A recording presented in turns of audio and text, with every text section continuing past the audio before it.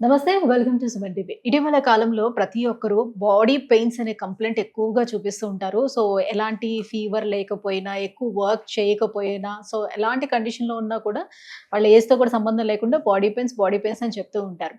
అయితే చాలా మందిలో ఎక్కువగా గమనించినటువంటి విషయం ఏంటంటే, వైటమిన్ డెఫిషియన్సీ ఎక్కువగా ఉండడం వల్ల కూడా ఈ రకమైనటువంటి పెయిన్స్ చూస్తూ ఉంటాం. అయితే ఎలాంటి వైటమిన్ డెఫిషియన్సీ వల్ల శరీరంలో ఈ ఇన్‌ఫ్లమేషన్ అనేది ఎక్కువగా పెరుగుతూ ఉంటుంది.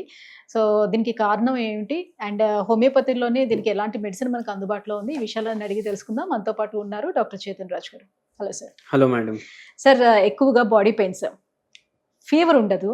మామూలుగా జనరల్‌గా అయితే మనకి ఫీవర్ ఉంటే బాడీ పెయిన్స్ అనేది తెలుస్తుంది. కానీ ఎలాంటి ఇది లేకుండా మనకి బాడీ పెయిన్స్ వస్తుంటాయి కొంతమందికి.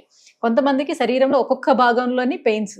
అయితే నెక్ పెయిన్, లేకపోతే షోల్డర్ పెయిన్, లేకపోతే మోకాలు నొప్పులు, ఇట్లా ఒక్కొక్క పార్ట్‌లోని జాయింట్స్‌లోని పెయిన్స్ ఎక్కువ కంప్లెయింట్ చేస్తూ ఉంటారు. సో, ఇవి రావడానికి మేజర్ రీజన్స్ ఏముండొచ్చంటారు? సో, వైటమిన్ డెఫిషియన్సీ ఒకటే కారణం ఉంటుందా? ఇంకా అదర్ రీజన్స్ కూడా ఏమైనా ఉండొచ్చా? వైటమిన్ డెఫిషియన్సీస్ కూడా ఉండొచ్చు. మళ్ళీ ఒక్కొక్కసారి మైక్రో మినరల్స్ అది కూడా ఉండొచ్చు. అండ్ మోర్ ఓవర్ ఏంటంటే ఎక్కువ ఈ మధ్యలో మనకు కనిపించేది విటమిన్ డి డెఫిషియన్సీ.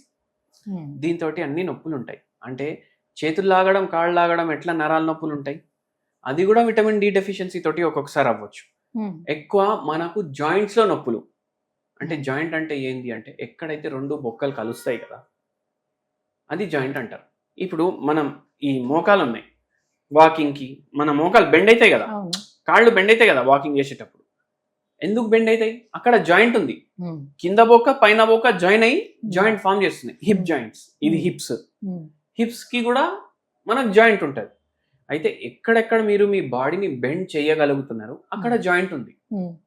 అయితే ఈ జాయింట్స్ లో నొప్పులు ఎక్కువ రావడం, అది మోకాలు ఉండొచ్చు, మెడ ఉండొచ్చు. మెడలో ఎక్కడ ఉంది జాయింట్ అని మనకు అనిపిస్తుంది కదా, కానీ బొక్కలు ఇట్లా రింగుల్లాగా లైన్ లో జమ చేసి ఉంటాయి. ఇట్లా ఇట్లా మనం షేక్ చేయడానికి ఎన్నో బొక్కలు దానికి రెస్పాన్సిబుల్. మనం లెఫ్ట్ కి తిరగాలి, రైట్ కి తిరగాలి, కెమెరాని చూడాలి, మాట్లాడాలి. ఇక్కడ కూడా జాయింట్ ఉంది. మళ్ళీ మ్యాండబుల్, ఇక్కడ కూడా జాయింట్ ఉంది.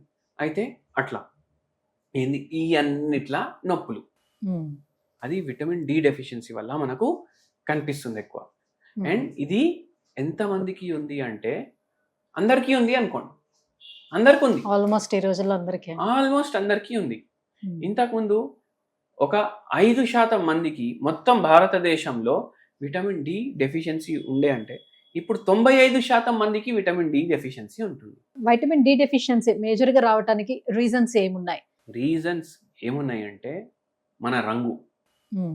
మన రంగు ఎందుకు? అందరికి ఫేర్ అల్లుడు కావాలి. మనసు ఫేర్ వద్దు, తెల్ల ఫేర్ కావాలి. అవునా కదా? అందరికి బాబు ఉన్నాడు, కోడలు తెల్లగా కావాలి. తెల్లగా ఉంది, పిల్లలు తెల్లగా పుడతారు, అరే మంచిగా ఉంటారు. అది తెల్లతనం కోసం ఏంది, ఎండలో పోవద్దు. ఎండలో పోతే సన్ స్క్రీన్ పెట్టుకొని పోవాలి. ఆ సన్ స్క్రీన్ వాడుతోటి కూడా విటమిన్ డి డెఫిషియన్సీ అయిపోయింది. కానీ తెల్లగున్న వాళ్ళకి వైటమిన్ డి సూర్యుడి నుంచి వచ్చింది, బాగా అబ్సార్ప్షన్ బాగుంటుంది అని అంటారుగా. అవును, కానీ ఏంది అంటే జనాలకు అదే అర్థమైతలేదు కదా. కానీ ఎండలో వెళ్ళకపోతే తెల్లగవ్వడు మనిషి. అయితే రంగుకి ఎండకి అసలు మీరు రిలేషన్ పెట్టుకోకండి. సో, బయటికి వెళ్తే నల్లగా అయిపోతారని బయటికి పంపించరు, వాళ్ళకి వైటమిన్ డి అనేది ఉండట్లేదు. అది ఒకటైంది. సన్ స్క్రీన్ లోషన్స్ కూడా అప్లై చేసుకుంటున్నారు బయటికి వెళ్ళేటప్పుడు. సో, ఆ ఎస్పీఎఫ్ ఎక్కువ మోతాదులో ఉండేదాన్ని అప్లై చేసుకోవడం వల్ల కూడా అబ్సార్ప్షన్ తగ్గిపోతుందా? కొందరు ఏమంటారు, అరే లిప్ బామ్ ఉంటది కదా, దానికి కూడా ఎస్పీఎఫ్ అంట. సన్ ప్రొటెక్షన్ ఫార్ములా దాని ఫుల్ ఫామ్. కానీ ఎక్కడ ప్రొటెక్ట్ చేస్తుంది? మనకు ఎండలో పోతేనే మన శరీరం ప్రొడ్యూస్ చేసుకుంటుంది. మన బొక్కలు గట్టిగా ఉంటేనే కదా రేపు ఏమైనా పని చేసుకోవాలంటే, నడవాలంటే కూడా బొక్కలు గట్టిగా ఉంటేనే కదా నడిచేది. అది జనాలు రియలైజ్ చేస్తలేరు. అన్నిటికీ ఎస్పీఎఫ్ అనేసి అది ఎంత కాస్ట్లీ ఉన్నా అది కొంటారు, పెట్టుకుంటారు, ఇంకో కాస్ట్లీ రోగం తయారు చేసుకుంటారు శరీరం. అయితే ఎస్పీఎఫ్లు వాడొద్దు. ఏం కాదు, నల్లగా అయితే ఏం పోయేది ఏం లేదు, మనకు వచ్చేది ఏం లేదు, డబ్బులు అయితే రావు కదా నల్లగైతే. అయితే అది మీరు ఆ నల్లతనాన్ని తెల్లగా ఉండాలనేసి మీరు శరీరం ఖరాబ్ చేసుకుంటున్నారు, అదొకటి. మళ్ళీ ఇంకోటి ఏంటంటే ఇప్పుడు పొల్యూషన్ పెరిగిపోయింది. పొల్యూషన్ పెరగడంతో సన్ రేస్ ఉంటాయి కదా, ఎక్కడైతే చాలా పొల్యూషన్ ఉంటుంది అక్కడ యూవీబీ రేస్ ఏవైతే విటమిన్ ప్రొడ్యూస్ చేస్తారు కదా డి, అది కింది వరకు రావట్లేదు. ఇప్పుడు ఇట్లా అని చెప్పేసి నేను అరే ఈ వీడియో చూసిన ఈ డాక్టర్ ఫలానా అని, మనం ఏం చేద్దాం, గ్లాస్ కట్టుకుందాం మొత్తం ఇల్లు, గ్లాస్ ఇల్లు. ఇప్పుడు అన్ని గ్లాసులు వస్తున్నాయి కదా, గేటెడ్ కమ్యూనిటీలు అవి ఇవి ఫుల్ గ్లాస్ బిల్డింగ్లు. ఇప్పుడు ఈ ఆఫీసులు కూడా మొత్తం గ్లాస్ గ్లాస్ గ్లాస్ గ్లాస్. ఆ గ్లాస్ లోపల నుంచి ఎండ వస్తుంది కదా, అది మనం శరీరంకి తగిలిన వేస్ట్. యూవీబీ రే అక్కడ నుంచే రిఫ్లెక్ట్ అయిపోతుంది, ప్రొడ్యూస్ కాదు విటమిన్ డి, అందుకే కూడా తక్కువ అవుతుంది. సో ఇప్పుడు వైటమిన్ డి డెఫిషియన్సీ ఉంది అని అనేటప్పుడు చాలా రకాల సప్లిమెంట్స్ బయట దొరుకుతున్నాయి కాబట్టి ఎవరికి వాళ్ళు ఓన్గా తీసుకొని యూజ్ చేయడం లాంటివి చేసుకుంటున్నారు. సో అది కూడా ఎక్కువ మోతాదులో తీసుకోకూడదు, మళ్ళీ ప్రాబ్లం అవుతుంది అని చెప్తున్నారు. బట్ వితౌట్ డాక్టర్ ప్రిస్క్రిప్షన్ తీసేసుకొని వాడేస్తూ ఉన్నారు. దాని ప్లేస్లో మనకి ఇప్పుడు అట్లా హోమియోపతి మందులు ఏమైనా వాడుకొని వైటమిన్ డిని పెంచుకునే అవకాశం ఎంతవరకు? ఫస్ట్ ఆఫ్ ఆల్ మీరు బై మిస్టేక్ ఎక్కువ తీసుకున్నారనుకోండి, ఇది ఉప్పు కారం కాదు, కొద్దిగా ఎక్కువ వేస్తే ఏమవుతుంది అన్నట్టు ఉండదు. బై ఛాన్స్ మీరు ఒక 0 ఎక్కువ పెట్టి తీసుకున్నారనుకోండి, పోతాయి కిడ్నీలు.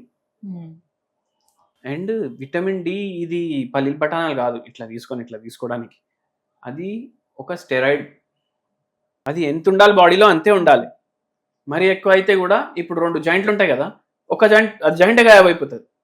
అంటే ఒకటే బొక్క అయిపోతుంది, ఇక్కడ నుంచి కింద వరకు ఒకటే బొక్క అయిపోతుంది. ఎందుకు అయిపోతుంది? ఫ్యూజన్ అయిపోతుంది జాయింట్స్ది, విటమిన్ డి ఎక్కువ అయితే. అందుకే అటువంటి మీ ఎక్కువ దిమాగ్ మీకు దేవుడు ఇచ్చిన్నారు అనుకోండి, కానీ పెట్టకండి. ఎండలో కూర్చుంటే విటమిన్ డి ప్రొడ్యూస్ అవుతుంది. మంచిగా ప్రొడ్యూస్ అవ్వడానికి మీరు ఏం చేయవచ్చు అంటే, మీ బాడీలో యాంటీ ఆక్సిడెంట్ రిచ్ ఫుడ్ పోవాలి. ఏం పోవాలి? మీరు అన్కుక్ కానీ సెమీ కుక్ కానీ ఫుడ్ ఎక్కువ తీసుకోవాలి. మళ్ళీ షుగర్స్ తగ్గించాలి. అండ్ మీరు ఏం చేయవచ్చు అంటే, పాలు పసుపు 2 కలుపుకొని తాగండి. దీంతో బొక్కలు కూడా గట్టిగా అయితే, యాంటీ ఇన్ఫ్లమేటరీ పసుపు కూడా పోతుంది. కొంచెం జాయింట్స్లో ఇన్ఫ్లమేషన్ కూడా తగ్గించడానికి కొద్దిగా వరకు ఉపయోగపడుతుంది, మీకు హెల్ప్ఫుల్ ఉంటుంది. హోమియో మెడిసిన్ గురించి, హోమియో మెడిసిన్స్ చూడండి చాలా ఉంటాయి. Patient to patient medicine change అవుతుంది. అంటే ఇప్పుడు నార్మల్ ఈ మెడిసిన్స్ ఒక 15 రోజులు వాడితే 15 రోజులు వదిలేసేయాలని చెప్తారు కదా, అట్లా ఏమైనా ఉంటుందా ఇందులో కూడా? అవును, చాలా ఉంటాయి. ఇప్పుడు సింపుల్గా చెప్పాలంటే, మనకు ఫాస్ఫరస్ అనేసి హోమియోపతి మెడిసిన్ ఉంటుంది. ఇది 0/5 పొటెన్సీ, రోజుకి ఒక పూట తీసుకోవాలి. ఇది తీసుకుంటే ఏమవుతుందంటే, మీకు బొక్కలు జర మంచిగా గట్టిగా చేయడానికి హెల్ప్ చేస్తుంది. విటమిన్ డి మంచిగా ప్రొడ్యూస్ అవ్వాలి, మీ డైజెషన్ కరెక్ట్ అవ్వాలి, దానికోసం కూడా హెల్ప్ చేస్తుంది. స్కిన్ కరెక్ట్గా విటమిన్ డి ప్రొడ్యూస్ చేయడానికి కూడా హెల్ప్ చేస్తుంది. సో ఎన్ని రోజులు వాడాలి, అట్లా ఏమైనా కోర్స్ ఏమైనా ఉంటుంది? కోర్స్ అని అట్లా ఉండదు, బట్ ఇది మీరు మీ డాక్టర్ తోటి మాట్లాడే వాడండి, ఇట్లా సొంతంగా వాడకండి. అండ్ ఎండలో కూర్చోడానికి ప్రయత్నించండి. రోజు ఒక అరగంట కూర్చుంటే ఒక రోజుది విటమిన్ డి దొరుకుతుంది మీకు. Thank you sir. Vitamin D డెఫిషియన్సీకి రీజన్స్ అండ్ మన ఆహారంలో చేంజెస్ ఏమేమి చేసుకోవాలి, అంటే దీనికి హోమియో మెడిసిన్ ఏం అవైలబుల్ ఉంది, విషయాలన్నీ కూడా వివరించినందుకు thank you so much. Thank you madam.